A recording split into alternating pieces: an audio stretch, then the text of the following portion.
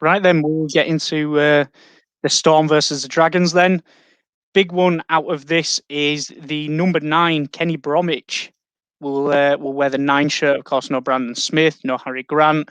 So the Storm are reliant on Kenny Bromwich stepping up and playing that rake role. Nico Hines at fullback.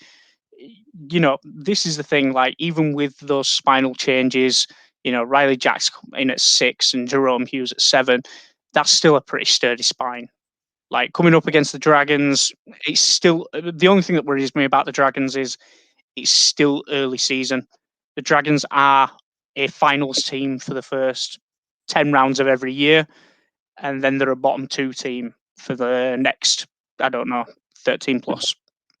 So I do worry about this fixture. I think that the Dragons, if they come with the right tactics, they come with the right setup, could potentially come away from this one. This one would be my game to absolutely avoid. I know that whenever the Storm play the Dragons, you're very tempted to back Storm because, last week, 48-0, 50-0 against South.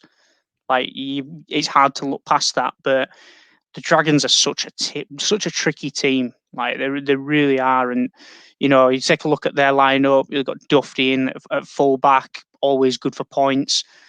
Norman and Hunt, again, a very, very familiar 6-7 there. Maguire in at 13.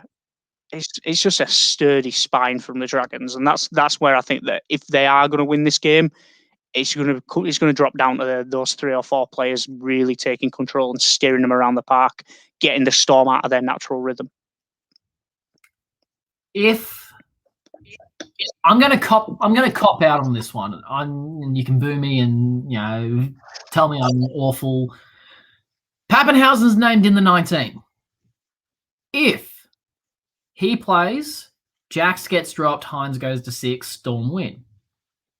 If he does not, Dragons 1-12. That's what I'm with. It's a tough one. It is a tough one. For me, it is the toughest one of the round. Like you said, you can't even say a second string Storm side. Yes, Kenny Brom is at 9. You've got Tyson Smoothie, who is a out-and-out rake on the pine. Riley Jacks hasn't played a lot of NRL football, is more of a game manager than he is kind of that sparkling half, but you've also got Jerome Hughes and Nico Hines who can just do their thing. It's the easiest way to say it. George Jennings having a solid year for the Storm. Adokar is Adokar. Him coming up against Max Feagai could be interesting. Olam probably scores. Just, I don't know why he hasn't yet. He's looked threatening in every game he's played. But Olam's probably an anytime try scorer. Same with Remus Smith. But if Pappy doesn't play, it means Riley Jacks plays. Riley Jacks, again, a bit of a turnstile. He's going to have Tarek Sims coming barreling at him, and not even Felice Kafusi and Kamikamitha can help him when you have a rampage with Tarek Sims. I'm going with it. Dragons 1-12 because I know you're going to pick Storm. Okay, yeah, I'm definitely on Storm now. I'm all about the Storm. I'm hoping that they come out and really blow out the Dragons now so I can rub it in your face a little bit, despite the fact that I'm probably the one who's led you down this avenue, but still.